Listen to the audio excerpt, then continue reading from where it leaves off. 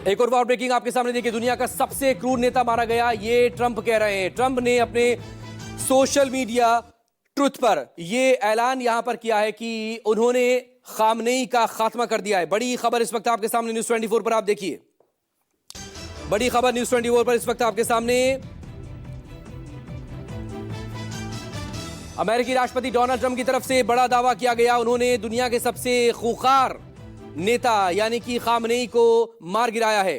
Trump का दावा, इतिहास का सबसे दुष्ट इंसान खामनेई खत्म। और इजराइल का दावा तो यहां तक किया जा रहा है कि उसके पास तो उसने शव मिल गया है। संजीव त्रिवेदी मेरे वरिष्ठ सहयोगी इस वक्त हमारे साथ जुड़ गए हैं। संजीव, अमेरिकी राष्ट्रपति डोनाल्ड ट्रंप ये क्लेम करते हुए सोशल ट्रुथ पर सामने आए हैं कि उन्होंने खामनेई को मार गिराया है। असैसिनेशन को लेकर जो टारगेट उन्होंने लॉन्च किया था, वो टारगेट अमेरिका इजराइल ने अचीव कर लिया है। संजीव, देखिए, ये जो प्राथमिक जानकारी है, ये प्राथमिक जानकारी इजराइल की तरफ से आई थी। दरअसल कल शाम में ही भारतीय समय के अनुसार इस बात की खबर इजराइल की मीडिया में पहुंच चुकी थी कि खामनेई मारा गया। लेकिन जो सुप्रीम लीडर का एक कॉन्सेप्ट होता है ईरान में, जो उनकी अपनी इज्जत है, उसको ध्यान में रखते हुए इस खबर को बहुत ही बारीकी से पहले अमेरिका ने परखा।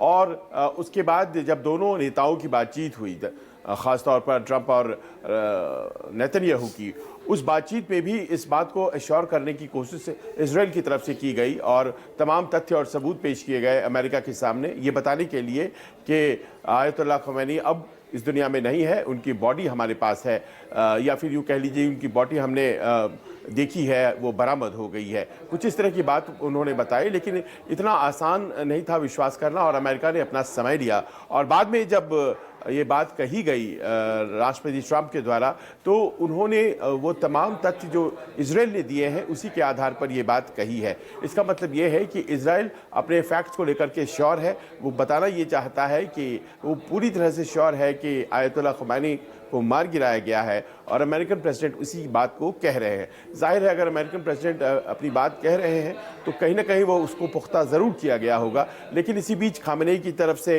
एक ट्वीट आ गया है और वो उनके ट्विटर हैंडल से आया है, जो कि ये बात कहता है कि वो अभी सक्रिय है, कमांड में है और छिपे हुए हैं। लेकिन हकीकत ये है कि कहीं ना कहीं वो जो पकड़ दिखनी चाहिए खामनेई की मौजूदगी की, वो धीरे धीरे जा रही है। हालांकि लगातार तेज़ हमले ईरान की तरफ से किए जा रहे हैं और वो तमाम जो दोस्त हैं अमेरिका के मिडल ईस्ट में, वेस्ट एशिया में, उन सब के ऊपर हमले हो रहे हैं। वो दुबई से लेकर के बहरीन तक, अबू धाबी से लेकर के यूनाइटेड अरब एमिरेट्स के दूसरे ठिकानों तक, हर जगह, जॉर्डन तक, अम्मान में, हर जगह हमले हो रहे हैं। लेकिन इस बात को अभी तक महसूस कराने के लिए कि खामनेई जिंदा हैं, कोई ऐसा विशेष प्रयास ईरान की तरफ से नहीं किया गया है। जी, लेकिन इस सबके बीच क्या ये इसलिए भी जरूरी है क्योंकि पहले से ही ये सबको अपनी जिम्मेदारियां सौंप दी गई थी कि अगर कल को खामनेई ना हो। हालांकि ईरान इसको लेकर लगातार डिनाई कर रहा है और ईरान के जो टॉप ऑफिशियल्स हैं, चाहे वो IRGC के लोग हों या फिर खुद विदेश मंत्री हों, उनके विदेश मंत्रालय के प्रवक्ता हों, वो लगातार इंटरनेशनल मीडिया पर आकर, अल जजीरा पर आकर उन्होंने इस खबर का खंडन किया है। वो ये कह रहे हैं कि खामनेई जिंदा हैं।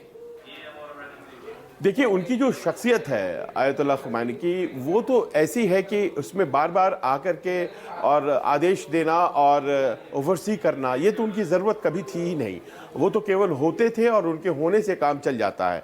लेकिन समस्या यहाँ ये है कि उनकी मौत पर जो प्रश्न उठ गया है, उसका अर्थ ये सीधा हो जाता है कि उनकी ज़िंदगी के बारे में कोई सबूत आज की तारीख में ईरान को पेश करना होगा। आपको याद होगा कि कल शाम से ही ये बात हवा में थी कि वो सामने आएंगे, वो भाषण देंगे और वो साबित करेंगे कि वो हैं और कुछ भी नुकसान उनको नहीं है।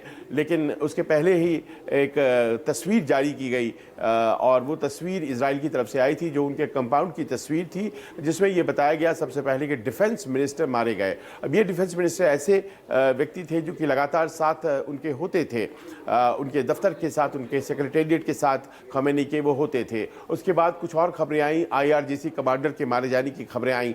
फिर खबर आई कि उनकी बेटी और दामाद, ख़मैनी की बेटी और दामाद वो हताहत हो गए हैं। इसके बाद धीरे धीरे यह खबर ट्रिकल इन करके आई, यानी कि एक पूरा समूह था जो कि उस वक्त मौजूद था जब ये अचानक हमला हुआ था, और कई लेयर्स की सुरक्षा और खुफिया तंत्र को भेजने के बाद इजराइल ने ये सोर्स हासिल किया था कि इस वक्त खामेनेई कहाँ हैं, और उन्होंने इसको कैरी आउट किया था। अमेरिकन केवल सपोर्ट कर रहे थे, दरअसल एक्शन इजराइल के द्वारा लिया गया था, और उस कंपाउंड में जो बॉम्ब गिराया गया था वो कौन सा बॉम्ब था अभी तक पता नहीं है, लेकिन उसने बहुत बड़ा एक क्रेटर क्रिएट किया था, एक बहुत बड़ा गड्ढा क्रिएट किया था, और जिसका अर्थ ये होता है कि तमाम जो बंकर्स थे उसको क्षतिग्रस्त करने में वो सफल हुआ था। और ऐसे में कहा यही जा रहा था कि ये जो तस्वीर सामने आई है, पहले और आखिरी की तस्वीर भी ला दी गई थी सामने, इससे यही लगता है कि जितने भी इसमें लोग रहे होंगे वो जीवित नहीं रहे होंगे। फिर उसके बाद ये चर्चा चलने लगी कि क्या उस वक्त यहाँ पर खामेनेई मौजूद थे, और इसको लेकर के अटकलें थी। लेकिन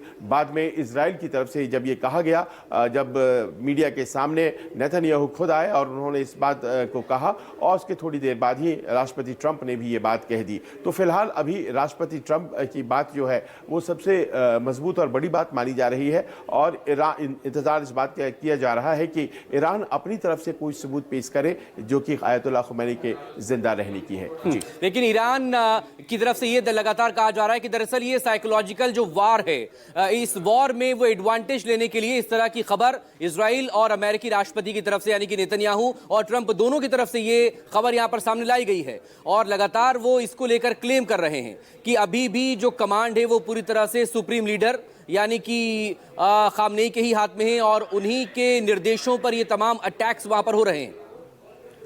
ये संभव है कि एक साइकोलॉजिकल वॉरफेयर के तहत इस तरह की बातें फैला दी जाती हैं और इसका एडवांटेज भी होता है, लेकिन जब से ये बातें सामने आई हैं तब से तो अग्रेशन और ज़्यादा बढ़ गया है, और उन तमाम ठिकानों पर हमले किए जा रहे हैं जो कि शायद लोगों को बहुत आश्चर्य में भी डाल रहे हैं।